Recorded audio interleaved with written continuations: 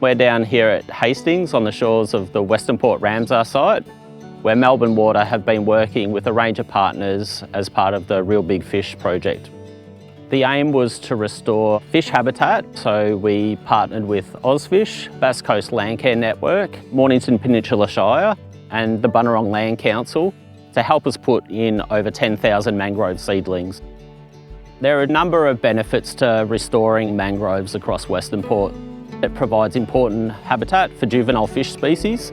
We get a more resilient recreational fishing industry and natural protection to the really sensitive and fragile shoreline.